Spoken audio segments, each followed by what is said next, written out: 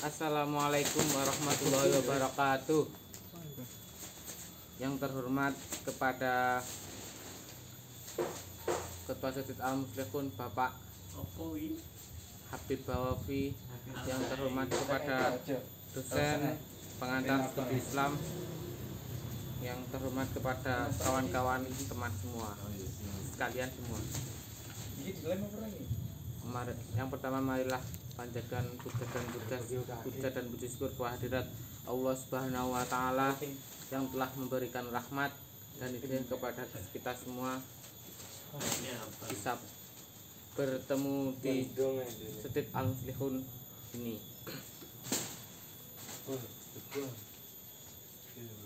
Langsung saja saya akan membawakan langsung saja saya akan menjelaskan mengenai makalah pendekatan di dalam memahami agama satu.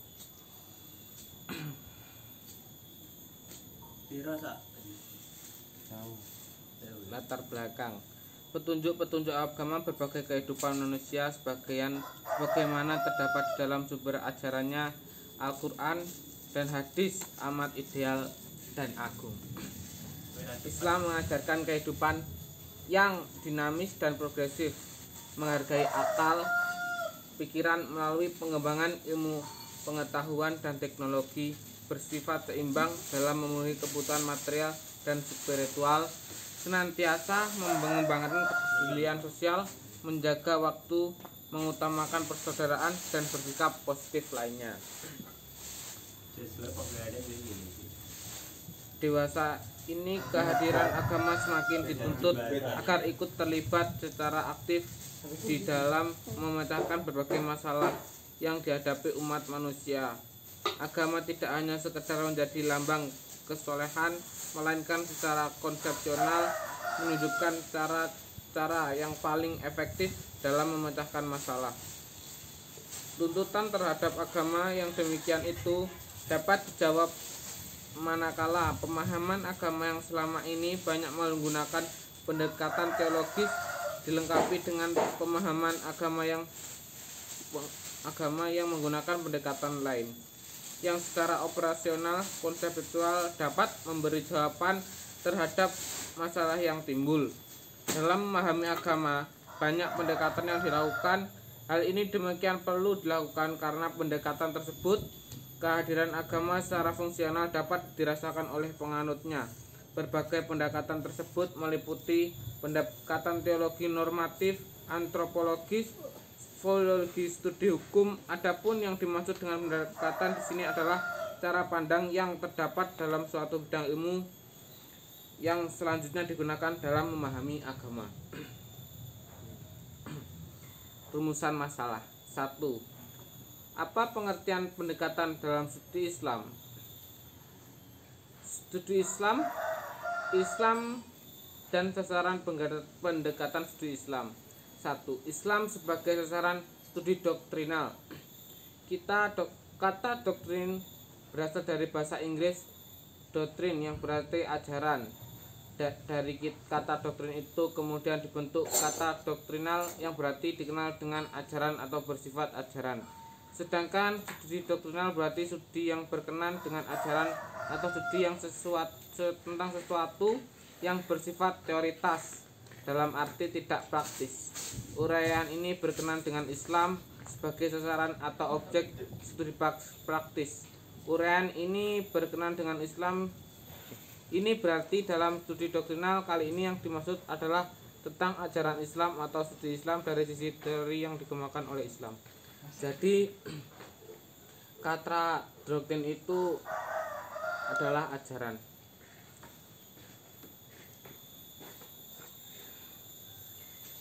Islam didefinisikan oleh sebagian ulama adalah wahyu yang diturunkan kepada Nabi Muhammad SAW sebagai pedoman untuk kebahagiaan hidup di dunia dan akhirat berdasarkan pada definisi Islam.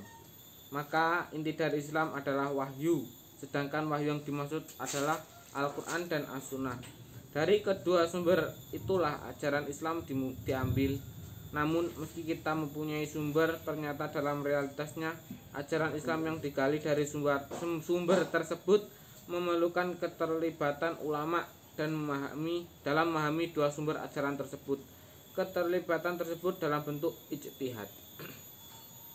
Dengan ijtihad maka ajaran berkembang. Karena ajaran Islam yang ada di dalam dua sumber tersebut ada yang tidak terperinci, bahkan yang diajarkan secara garis besar atau global. Masalah-masalah yang berkembang kemudian tidak secara terang disebut dalam dua sumber itu tidak didapatkan dengan cara ijtihad. Studi Islam dari sisi doktrinal itu kemudian menjadi sangat luas, yaitu tentang ajaran Islam baik yang ada di dalam Al-Quran maupun yang di dalam As-Sunnah, serta apa yang menjadi penjelasan kedua sumber tersebut dengan melalui ijtihad.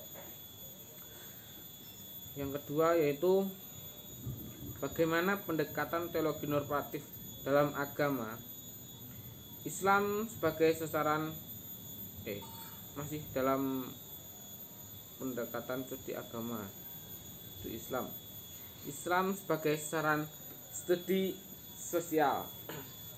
Islam sebagai sasaran studi sosial ini dimaksudkan sebagai studi tentang Islam sebagai gejala sosial. Hal ini menyangkut keadaan masyarakat penganut agama lengkap dengan struktur, lapisan, serta berbagai gejala sosial yang lainnya yang saling berkaitan. Dengan demikian, yang menjadi objek dalam kaitan dengan Islam sebagai sasaran studi sosial adalah Islam yang telah menggejala atau sudah menjadi fenomena Islam. Menurut Muhammad atau Mudar, agama sebagai gejala sosial pada dasarnya bertumbuh pada konsep sosiologi agama.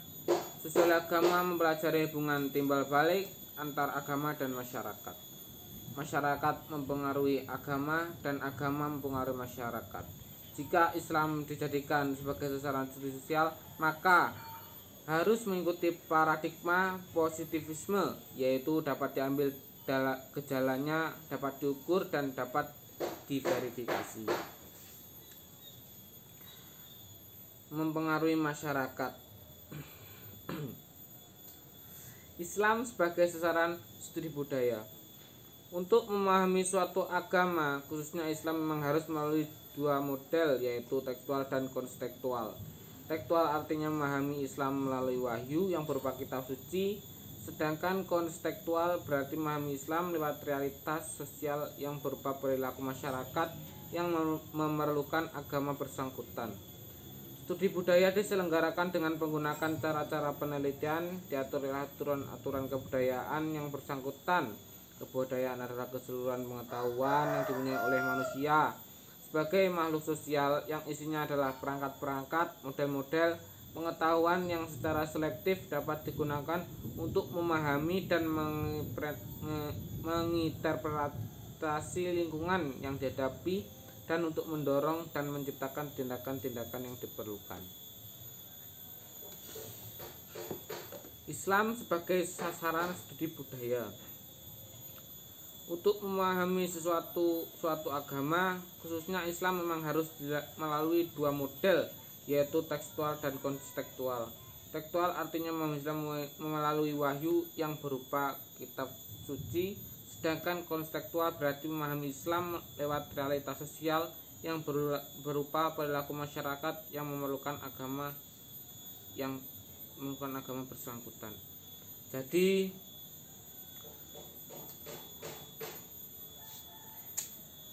tekstual memahami Islam melalui wahyu yang berupa kitab suci. Jadi maksudnya itu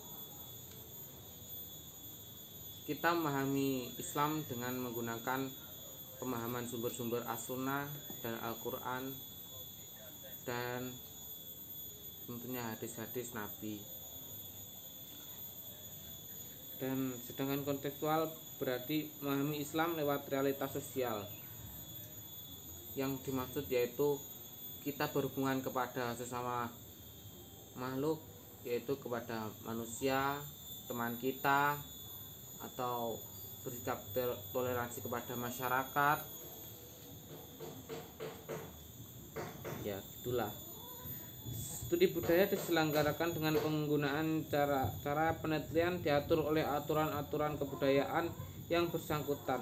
Kebudayaan adalah keseluruhan pengetahuan yang dipunyai oleh manusia sebagai makhluk sosial yang isinya adalah perangkat-perangkat model pengetahuan yang secara selektif. Pendekatan teologi normatif.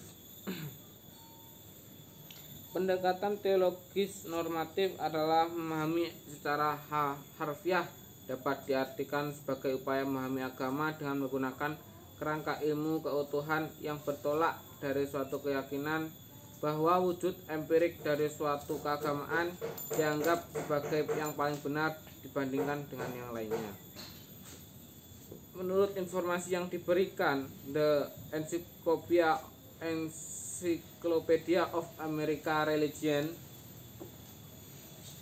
tentang 1200 sekte keagamaan di Amerika Serikat. Pendekatan yang menekankan pada bentuk forma atau simbol-simbol keagamaan yang masing-masing bentuk forma atau simbol-simbol keagamaan tersebut mengklaim dirinya sebagai paling benar, bahwa sedangkan yang lainnya sebagai salah. Aliran teologi yang satu ini begitu yakin dan fanatik bahwa pahamnya lah yang benar sedangkan paham lainnya salah, sehingga memandang bahwa paham orang lain itu keliru, sesat atau kafir, murtad dan seterusnya. Demikian pula paham yang dituduh keliru, sesat dan kafir itu pun menuduh kepada lawannya sebagai yang sesat dan kafir. Dalam keadaan demikian maka terjadilah proses saling mengkafirkan, salah menyalahkan dan seterusnya. Dengan demikian antara satu aliran dan aliran lainnya tidak terbuka dialog, satu saling menghargai, yang ada hanyalah ketutupan eksklusifisme.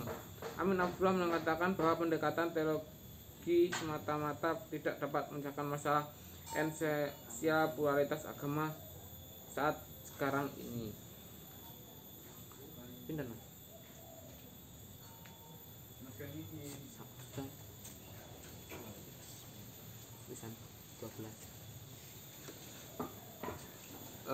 pendekatan filologi. Tampaknya penelitian agama memang tidak dapat dipisahkan dari aspek bahasa, karena manusia adalah makhluk berbahasa, sedangkan doktrin agama dipahami, dihayati, dan disosialisasi melakukan bahasa. Sesungguhnya pengertian bahasa sangat luas dan beragam, seperti bahasa isyarat, bahasa Madura, bahasa bunyi, bahkan bahasa manusia, bahasa binatang, dan bahasa alam. Mulai bahasa manusia dan makhluk-makhluk lain dapat berkomunikasi. Penelitian agama dengan menggunakan pendekatan filologi dapat dibagi 3 pendekatan, yaitu pendekatan filologi terhadap Al-Quran, pendekatan teologi terhadap hadis, pendekatan filologi terhadap teks, naskah, dan kitab-kitab. Pendekatan langsung saja kita semakin mendung.